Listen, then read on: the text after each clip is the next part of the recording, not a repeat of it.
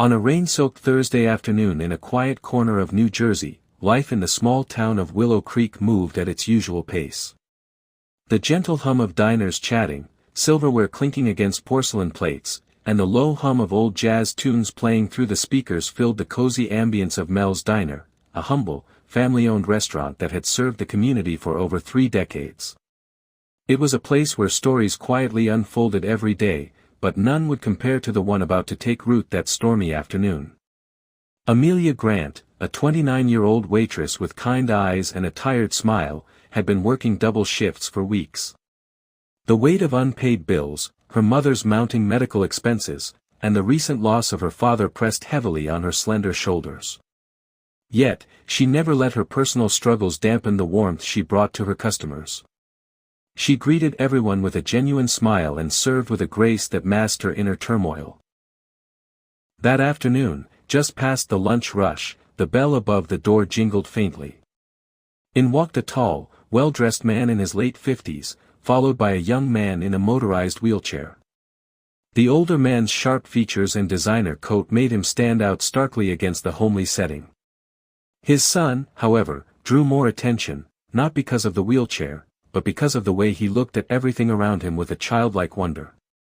His name was Nathaniel, and he had been born with cerebral palsy. At 24, he required constant care and assistance, especially during meals. The older man, known only to most as Mr. Whitaker, was a billionaire businessman rumored to own real estate across the country. Yet he was a stranger in Willow Creek, a town too modest for someone of his stature. He had taken a detour during a business trip to show Nathaniel a quieter part of America, a place where life slowed down, and moments weren't measured in profits. Amelia approached their table with her usual poise, scribbling their order with care and offering Nathaniel a warm smile. "Hi there, sweetheart. You hungry today?" Nathaniel giggled, his eyes lighting up as he tried to respond, his words slow but filled with enthusiasm. Mr. Whitaker looked on, slightly startled by the waitress's ease around his son. Most people stiffened or avoided eye contact, unsure how to engage. But not Amelia. She crouched down, talked directly to Nathaniel, and asked him what he wanted, waiting patiently as he struggled to communicate. Their food arrived shortly, and Amelia, noticing Mr. Whitaker stepping out to take a call, gently asked, "May I help feed him?" She didn't want to overstep, but she had cared for her father in his final months and saw no disability, only dignity and humanity. With a hesitant nod from Mr. Whitaker, Amelia began feeding Nathaniel, chatting with him between bites, making him laugh, and wiping his mouth gently. Other patrons watched in quiet awe as this ordinary waitress displayed extraordinary compassion. Mr. Whitaker returned and stood frozen for a moment at the doorway, watching his son beam with happiness, a sight so rare, it struck a chord deep within him. After their meal, Mr. Whitaker approached Amelia with a grateful heart and a curious mind. "You didn't have to do that," he said, voice heavy with emotion. Amelia shrugged softly. "Everyone deserves to be treated with kindness. He reminds me of my dad." He asked about her life, and though she kept most of it vague, he sensed the silent battles she fought. Before leaving, he left a generous tip, $500, along with his business card. "If you ever need anything, Amelia, call me." She smiled and tucked the card away, thinking it was just a polite gesture from a wealthy man who would forget her by tomorrow. But Mr. Whitaker did not forget. That night, he couldn't sleep. He kept thinking about how this woman, with so little, gave so much without expecting anything in return. The way she treated Nathaniel, with no pity, no hesitation, was something he had rarely seen, even among professionals he paid a fortune to. The next day, Mr. Whitaker made some calls. What he found shocked him.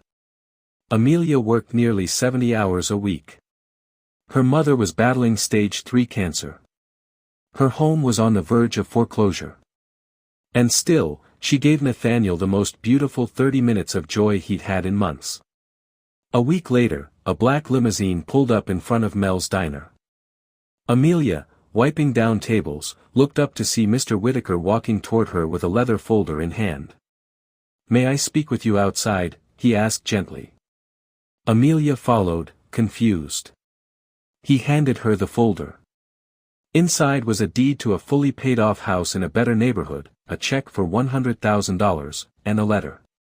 Tears welled in her eyes as she read. For the care you gave my son without being asked, for the humanity you showed without hesitation, and for reminding me what true wealth looks like, I offer you this, with no strings attached. Let this be the beginning of a new chapter for you and your family.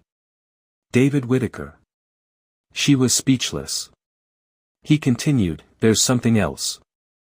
I've started a foundation in Nathaniel's name to support caregivers and family members of people with disabilities. I want you to be the face of it. You understand compassion in a way money can't buy. Amelia, overwhelmed, nodded through her tears.